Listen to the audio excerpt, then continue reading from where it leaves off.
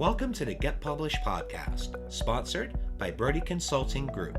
To get more information about our coaching, publishing, executive ghostwriting, and podcast production services, go to getpublishedpodcast.com.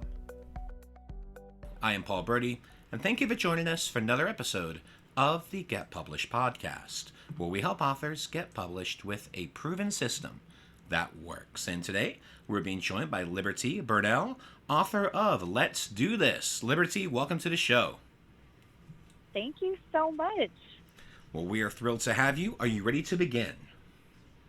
I absolutely am ready. All right. Question number one. What is the one piece of advice that you would give to a first-time author who is currently writing their book? All right. I love that question, and I hear the question a lot of how did you start? Why? How? And I think a lot of first-time authors and even multiple-time authors overthink. And so my piece of advice is do not overthink it. Even if you are writing and you zigzag around in your direction, you can always come back to it later. And ultimately, that is how I did finish my book. It took about 1.5 years in total. But the final 3 months are where I pulled it all together. I actually started with a very different version of what ended up being the book. So don't overthink it. Whatever's floating around in your mind, just write it down.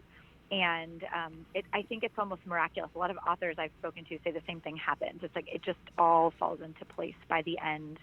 So just do it, really. Like the title of my book says, "Let's do this." That's what you got to do. Just do it. I love it. Yeah, one of my books is called Just Do It, and I think that's the main thing. It's just get started and get the process going. Yes, absolutely, absolutely.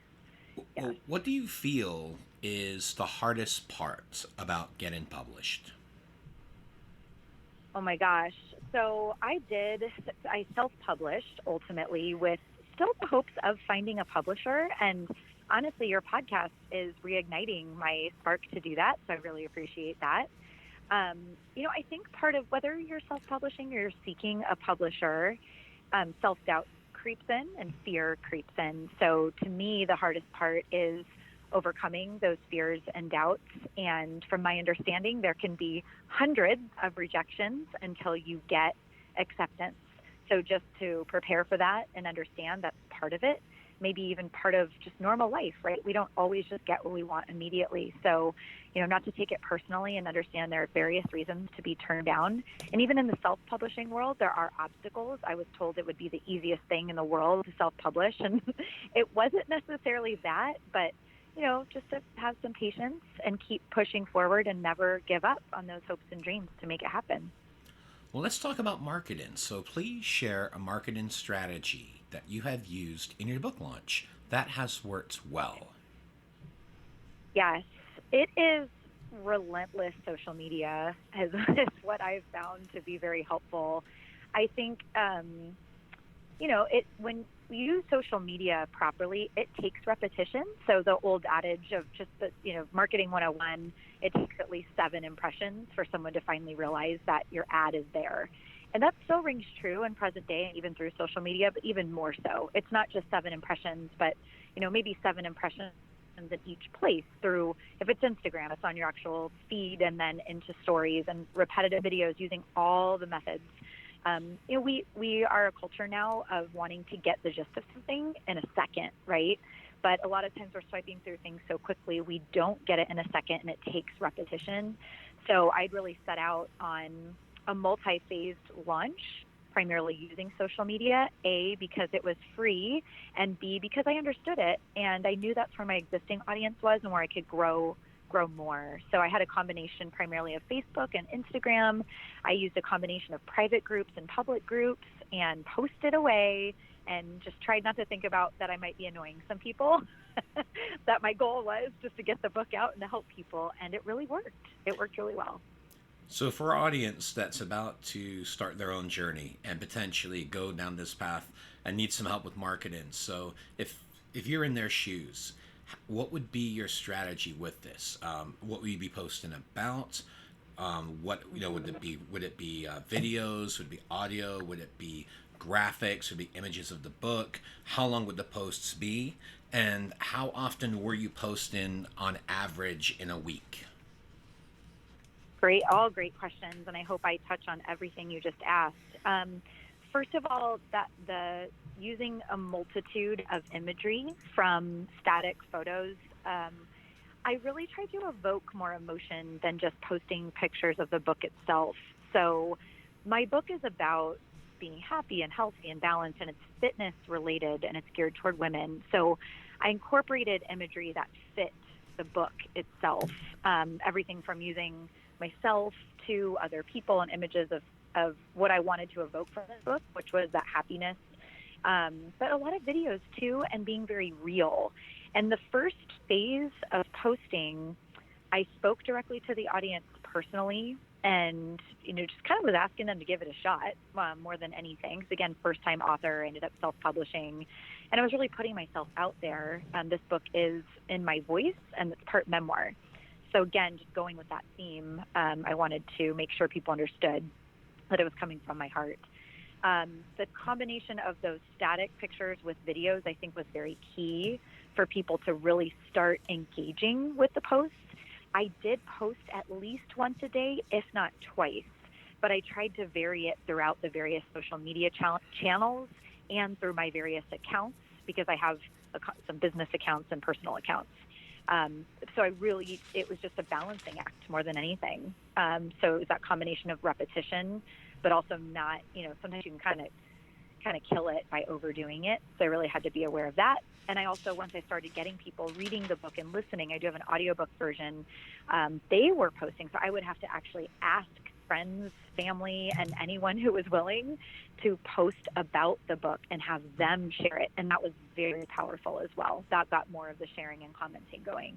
And, some people saying, oh, wow, if that person read it, I should too. So that helps most of all. And I think I covered all of your questions with that answer. Did I miss something? No, I mean, I think that's the main thing, is that I think the biggest thing you have to realize is that you have to get outside your comfort zone. And I remember that with my first book, yes. because I published it myself. I was utilizing my network on Facebook. I was utilizing Facebook messages. And then over time, I was able to build that tribe of my own audience and other authors in my genre, and was able to make it a lot easier. But when you're starting out, you have to get out of your comfort zone, and you have to push it. And one of the things is, a lot of people think that they can just be an author. They don't promote their book, and that's the biggest thing. This, at the end of the day, is a business. It's not a hobby. And you have to be relentless. And that's why I asked you those follow-up questions, because I feel that people really need to realize, if they're going to go down the route of social media, yes, it can be effective, but you have to be relentless. Yeah, you can't just post a few times and cross your fingers. Yeah. And I've seen a lot of people do that and go wrong with it. And my background is also in the franchise business, and I help people, I coach people in those businesses. And it's the same thing, like you said, writing a book, you want to sell it. You don't just write it to write it. And it can be hard, it can be uncomfortable, but at the end of the day, if you know it's working and you're impacting someone, no matter what your book is about, you have to get it into people's hands. And that's the way it's going to happen. So there, another thing to do too, ultimately, and I know that current circumstances are not helpful to do things like book signings, but we can get creative virtually, now too, with the social media aspect of Facebook Live, Instagram Live, interacting with people. I really can't emphasize that enough. And just resharing those moments is very critical, because you can just post and, hang up a sign to say, hey, buy this, read this, as much as you want. But until, others start seeing that engagement, it's not as powerful. Exactly. Well, speaking of books, I'd like to know, what is your favorite book, and what was the number one thing that you learned from it?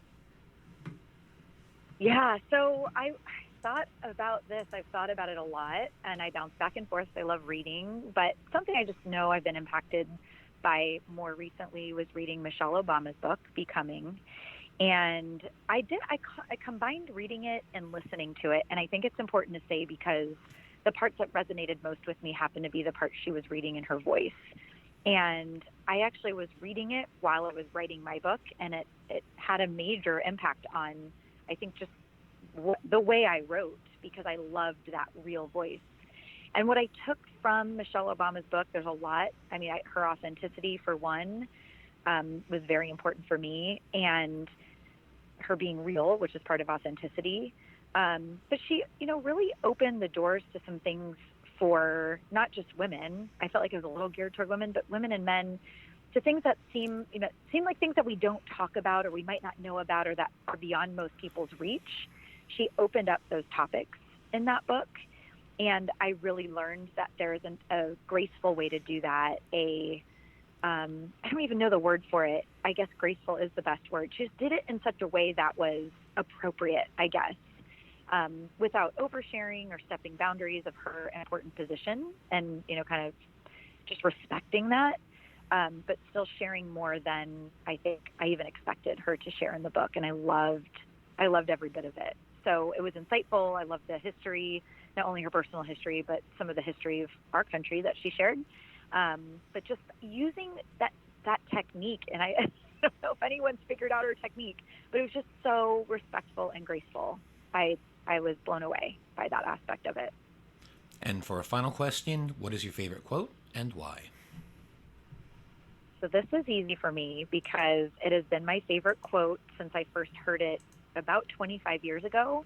And I used to own a fitness franchise that had about 65 locations, and every single location had this quote in it. So it's by Charles Swindoll, and it's really about your attitude. And the quote is, "Life is 10% of what happens to us and 90% how you react to it. And so it is with you. You are in charge of your attitude." And that applies to 100% of life, I believe. And in any situation, you can think of that quote, reflect upon that quote, and it can instantly change your mindset and your life. So that is my answer. That reminds me of one of my favorite quotes from Randy Pouch from the last lecture, where he talked about you can't control the cards you're dealt, but you can control how you play them. Yes, absolutely. Same thinking. Liberty, I want to thank you for being a guest on the show. What is the best way for people to find you online? Yeah, so a few ways. I'll start with my website, which is libertybernalfitness.com. Instagram is Liberty Bernal Fitness, as you might have guessed, and same thing with Facebook. So I would say those are the three primary ways to reach me, and my email is always good too, liberty@libertybernalfitness.com. Liberty, thank you once again for being on the show, and I wish you all the best in your author journey ahead. Thank you. Thank you so much. I appreciate being here. Thanks again for joining us today. To learn more about how to get your book published with a proven system that works, grab a free copy of my book at getpublishedpodcast.com.